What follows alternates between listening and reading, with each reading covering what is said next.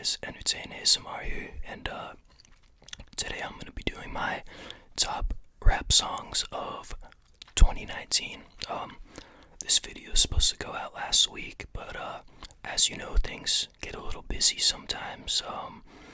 I know I said last time I'm gonna try to be more persistent with the uploads, but at least once every week, once every 2 weeks, Eventually I'm gonna hit you guys with 3 videos in 1 week though, so be prepared for that. But yeah, this is all just gonna be rap music, Most of you guys know I mainly listen to rap music. My first video was my top rappers of 2019, so this video is long overdue. I know some of my subscribers too, they subscribe to me for the rap stuff, so this is for you guys. I'm also going to be chewing gum in this video because I haven't done that yet.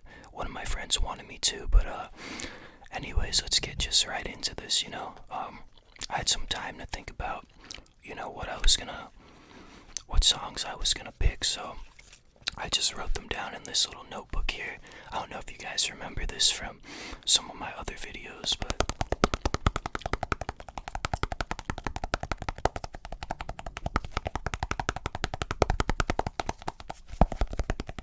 just give you guys a little tapping on that. And yeah, let's get right into this. Alright, first off, we got Relentless Again by Moneybag Joe. Moneybag Joe, Relentless Again. This song's just kind of hard hitting to me, it's kind of soulful, and you can tell he really put a lot of his emotion into that track. I remember I was going through some hard times, around the time I was listening to that song, and it just really stuck with me. That whole Forever Heartless album was, I just thought it was a masterpiece, I'm a big fan of his music, as you guys know from the first video. I rated him as one of my top rappers of 2019, but yeah, he's just a great dude. That song's one of his deepest though, he has a lot of trap inspired kind of party music, but that one, it's coming from his soul, and I appreciate that a lot. Next up is another Moneybag Yo song, same album. This one's Dreas. Flow's really catchy on this song. Honestly, I think it's the best song of this album.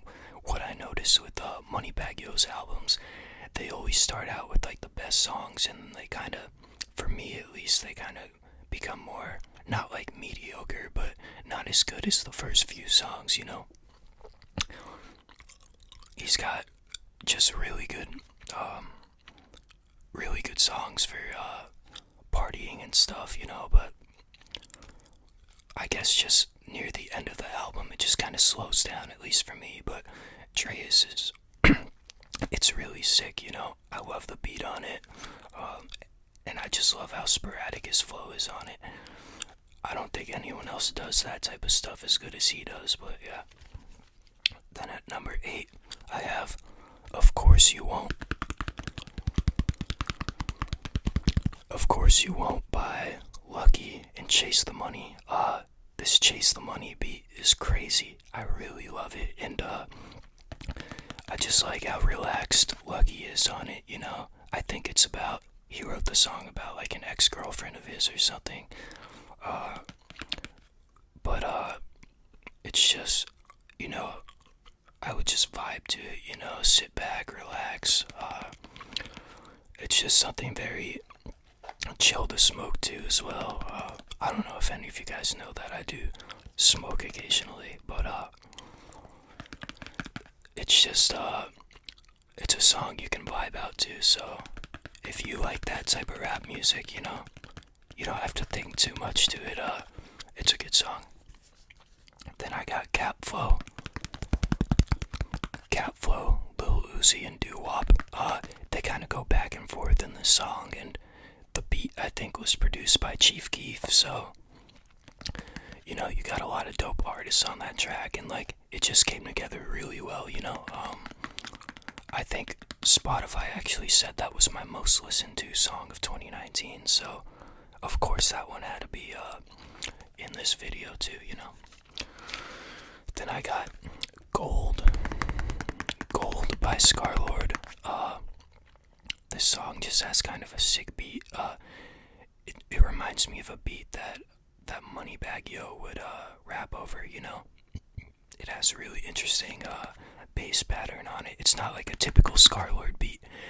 I know Scarlord likes to use those, what are they? They're like the very metal-ish type beats, but he started using all different types of like trap beats and stuff. I think it really works for him well, but the song's catchy. He raps good on it. I like the flow, and then near the end he gets into like some of that screaming stuff, you know. Scar does the screaming, so I think that was the best off of his previous album. He had another one that came out after that, but I would consider that more in my songs of 2020 because it takes me a little bit to listen to a project to, you know, really give my final verdict on what I think of the song. But at number 5 we have Stop Plottin' by Young AJ. Stop Plottin', Young AJ, I know him personally. I actually helped him make this project. Another thing you guys probably don't know about me is I do audio work, I do mixing, mastering, I make my own music too.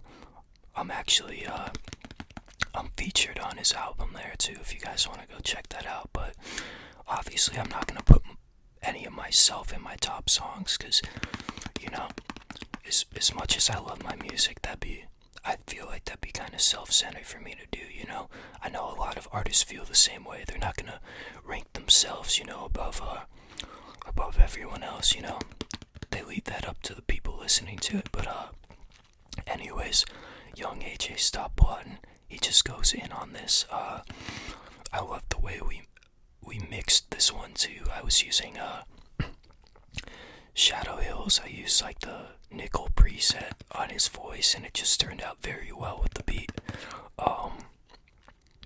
You know, that whole album, he just kind of goes in on his life, what he went through, how he's feeling, and like it's all over like hard-hitting trap instrumentals. So it's kind of like you don't get a break in that album. Like you hear everything that's going on in his head over like some really hard production. So, you know, I think that one was definitely my favorite on there because I like some of the rhymes he had on there. I like the lyrics, you know. It's definitely, I think that's my favorite off of his album there, so I had to put that one there at number 5. Okay. At number 4, I have 6 Speed by Booyah and Juicy J. 6 Speed, Booyah and Juicy J. This track, he teased it for a while. I think he first teased it back in 2018. I was like, dude, when are you gonna drop this one? Because it sounds really hard, you know. I'm a big Juicy J fan, a fan of 666 Mafia, you know, 3-6 Mafia. I listened to that a lot growing up. Was one of the groups that inspired me a lot, you know, and inspired a lot of my taste of music today. You know, I think they don't get enough credit for being a big influence on today's sound. But anyways, Juicy J finally did that collab with Booyah, and they just both kind of went in, you know. Nice beat, nice flows. Booyah does his thing, you know. I like Booyah when he's in that type of music state, you know. I thought the South Has Something to Say it was alright, you know. But I liked 5-5 better. That type of production sound, this reminded me more of that project, you know, and having Juicy J on there, I just thought it was a god tier song, you know. So that's what I got at number 4. Alright. Then at number 3, I know I said I wasn't really going to include stuff like near the end of the year, but I listened to this one a lot and I was able to give my verdict on it. But Lord Above by Trey and Fat Joe. I think this has one of the best instrumentals I've ever heard on a track. It's really soulful and trappy, you know. The bass on it hits really hard. verse on there too, which takes up half the song, but I think it's one of Eminem's best features in the past 5 years. He surprisingly fits very well on that beat, and I think he kind of stole the song away, but I feel like people slept on Trey's verse on there a lot too, because it's just very clever, you know. Fat Joe's is clever too, but I think my favorite verse on there was actually Trey's verse. You guys should definitely check that song out if you haven't heard it. Definitely want the best of 2019. Alright. At number 2, I have Glock 19 by Amir Van.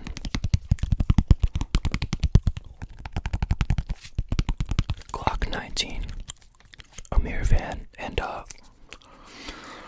Amir Van was he was part of Brockhampton, and then there were some allegations against him, and they kind of kicked him out of the group. He was able to clear it up, you know, in an interview and stuff. I feel like in today's society, we're so quick to cancel people out, you know, without hearing their side of the story, like hear their thoughts on allegations against people, you know, because I'm not saying people don't do bad stuff, but sometimes they don't, you know, and their careers can get ruined with allegations, you know, like look at what happened to Johnny Depp with, I think it's Amber Heard, who's his wife, made up all this stuff about him. Then it turns out that they caught her on tape admitting to being very abusive to him, cutting his finger off, you know. It's, I feel like we shouldn't cancel people out, you know. I gave his EP a listen, and I think that's one of the best projects of 2019, but this song just really hits hard, you know. He goes into drug use, feeling isolated, just snapping back, you know. That's how I take it, you know, snapping back at, you know, people don't want to see you go into that mode. Like, you can push someone so hard, you don't want to see them get into that mode, you know. Very clever song, great beat. I look forward to hearing more from him. I'm not a Brockhampton fan, but I think Amir Van is a really good solo artist, and he should stay a solo artist, you know. Work with some other rappers, you know, get some features on there. He works very well as a solo artist, and I can't wait to hear more from him. And then at number 1, I have Flaws and Sins by Juice WRLD. Flaws and Sins by Juice WRLD. Rest in peace to Juice WRLD. I can't believe he passed away. That hit me really hard because, you know, he helped me get through a bad relationship.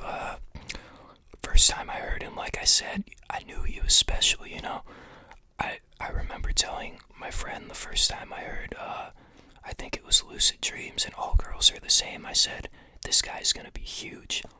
He didn't believe me, but look what happened. He had so much potential to keep going forward, you know, keep making great music. Very, very unfortunate and sad what happened to him. You know, through his music, he explained his drug addictions and stuff was through, that was a form of escapism for him and the stuff he went through, you know, and we shouldn't take that stuff lightly. Mental health is a very important thing that our society likes to ignore a lot, and his lyrics, I feel, were a cry for help, and I always saw them as that. So, you know, it's just very sad he wasn't able to get the help he needed for the drug addictions and stuff, but you know, he touched a lot of lives. He was so young, and you know, he barely just turned 21, and it's really unfortunate. And I love Flaws and Sins, you know, because it just shows how much of a heart he had, you know. He wasn't judgmental towards people, you know.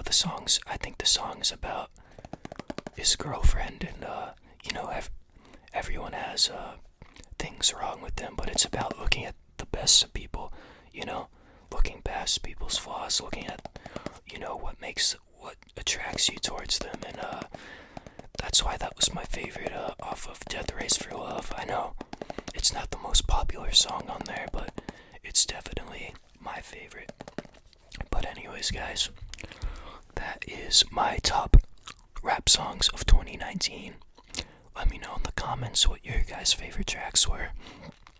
Let me know what your favorite songs are so far of 2020 as well. And if you enjoyed this video, leave a like, share it around, comment, subscribe if you haven't already. It all really helps me a lot.